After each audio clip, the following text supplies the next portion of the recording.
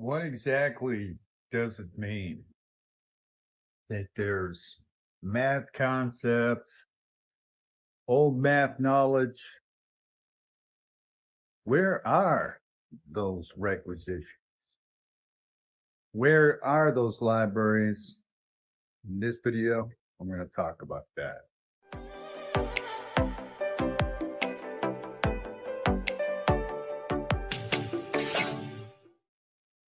Some might not have realized, but Asia at one point was not all Asiatics or celestial or oriental.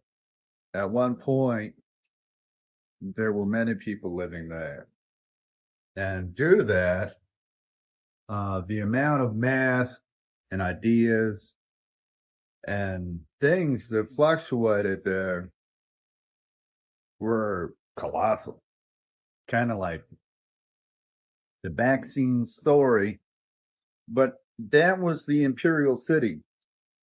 You didn't talk about the Imperial City. People from the Imperial City only talk to Imperial City people. So the only way you'd ever get access to that idea was if you were a very trustworthy guy or girl and you met somebody who was old, who just heard it from somebody and knew a thing or two. I'm lucky because I have a pretty good memory and I was kind of a pretty cool kid. I used to hang around with old people because my mom, she didn't want to pay for babysitters. It was good for me, it was good for her. I would learn all kinds of things. And I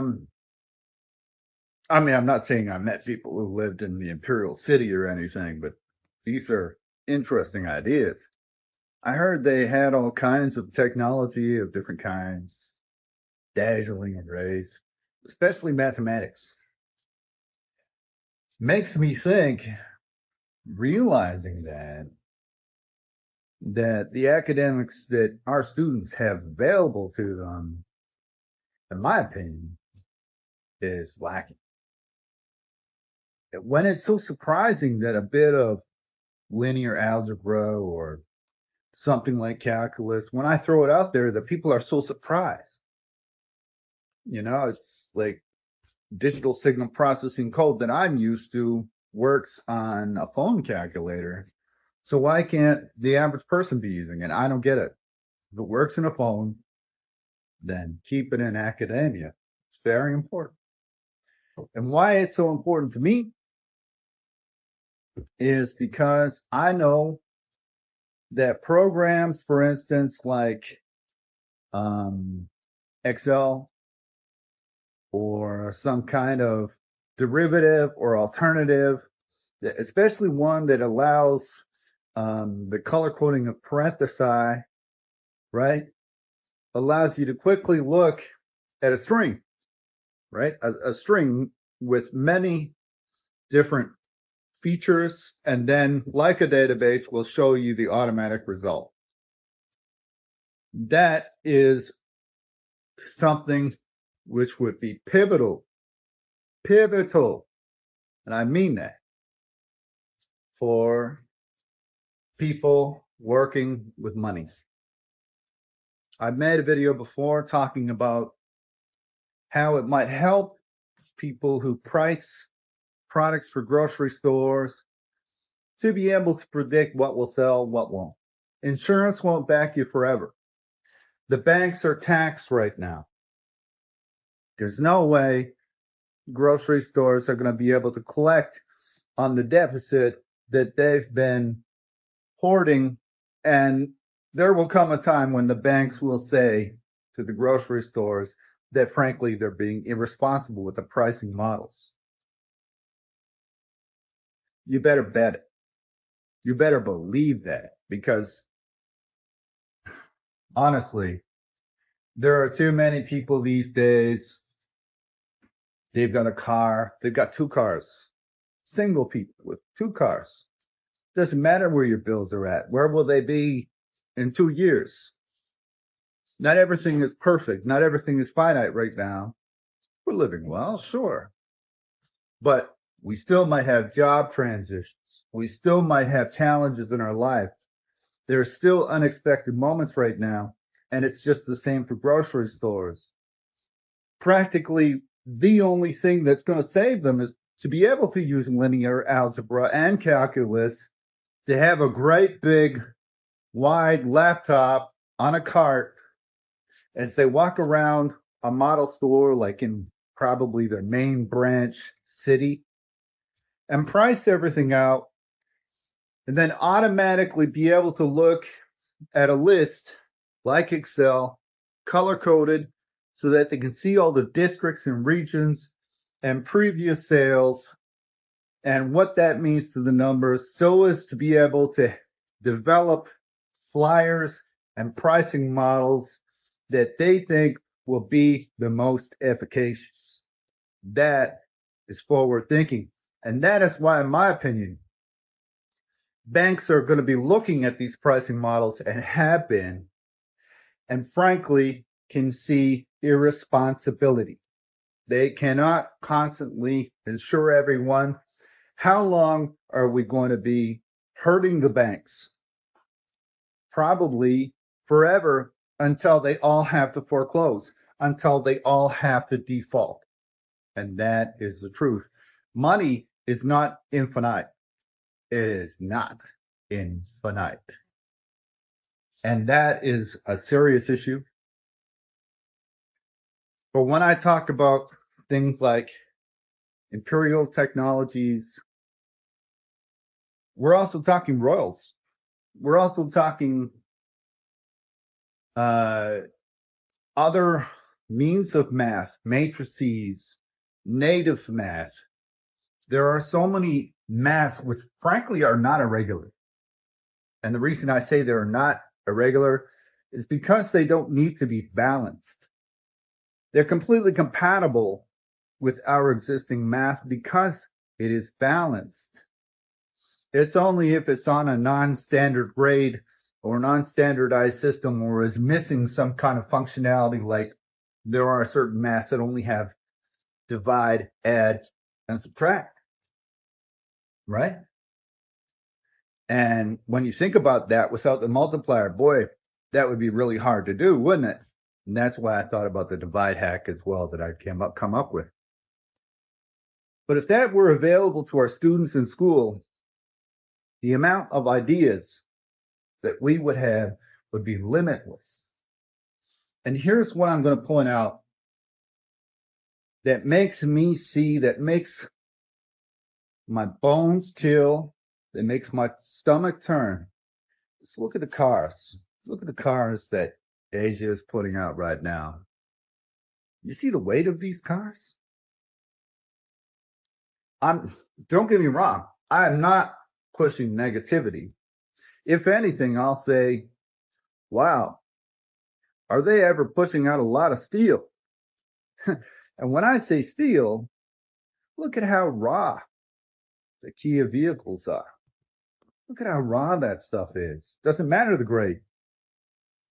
It used to be that the amount of minerals within chassis and frames and pieces had less steel, that there were more minerals, that they were using the cheaper minerals. And ultimately, that would mean that it would be a lot harder to recycle the cars. Well, look at the amount of steel. If they end up in a dump, that steel is worth a great deal more than a car made with minerals. How are they doing it? What are they preparing for? Is it for recycling? I don't know. But it makes me see, it makes me realize that the smarter our kids are, that we will undoubtedly be able to move past this with innovative ideas. And that's a problem when people are lacking innovation. And as far as I know, there's been diseases in the past, the cause and effect like blossing. Have you ever heard of blossing? Blossing is when your internals, your stomach, your lungs, your kidney, the wrap around your muscles, because of usually a liquid that you drink, it causes a kind of acid inside your body, right? And what it does is it prevents healing for a short time. Well, let me tell you, it's not only liquids, it's also volume. And that's what I was able to do with the Mark III product that I've released for free. I'll make sure to link these videos. The reason I say is wild peaks. Wild peaks. Wild peaks are something that might be pretty great, but ultimately can dull the mind. And with enough decibels and with enough loudness, truly can cause the blossing of our internals. And that means the skin from your ear, the membrane, the tissue surrounding your brain, it's unhealthy. Blossing used to come in many forms, many respects. For instance, potato iodine used to be very popular to put in water. Sometimes it didn't always agree with people. It would cause blossing, and the problem is you would be prone to disease, and prone to plague. Because let's say if you drank the wrong water or the wrong wine with the wrong sulfites, with the wrong unexpected sulfur in it, that can also cause blossing. And while the blossing was in effect, your body was in a state of healing. And of course, while it is in a state of healing, at least initially, your body is prone. And think about all those decibels going in our ears every day, noise pollution. Think of how not only would that affect your hearing, but your vision as well.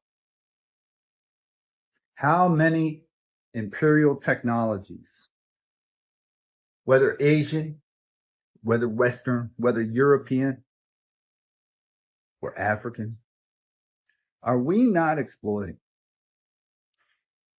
How has this happened? Why is it that we all have to think like these old Romans who have some kind of scroll of math? What the heck is that good for? Right? I mean, think about it. I don't have something around me right now to say there's a scroll, but well, gee, I don't know.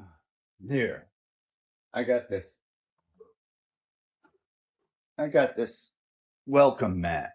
It's the one I use for winter. What would you rather? Would you rather math be on this long piece of pseudo paper? Right? You see what I'm saying? Would you rather math be on this pseudo long piece of paper and have to read the whole damn thing to finally see how the total got there? Or instead, would you rather read one line of linear algebra that probably has various DSP, engineering, and calculus components? I know what my answer is for the people who work real time, like the ones who do pricing models, like the ones who work with stocks, like the ones who constantly have to be able to predict, like for those who work in insurance. You better believe I'm down with using the parenthesis. Yes, sir. We have many capabilities of math which we are not using. Now, in my opinion, personally, I've heard old stories and I've heard more than one variation of them, interesting talk of old times. And here's what I've heard is that the last caveat, the last brown card or white card, if you will, of a royal was that their knowledge in math, should they be enslaved or captured, might in fact be their saving grace. And that saving grace means that they could teach it to those who had ensnared and captured them. Well, I'm not so certain that there is a great deal of criminals who are willing to make this deal with royals or people who know these things anymore. So maybe the saving grace, the white or the brown car, is not so necessary, no? Maybe, huh? Maybe, huh? This is Robert from DSP Plus. Bye-bye.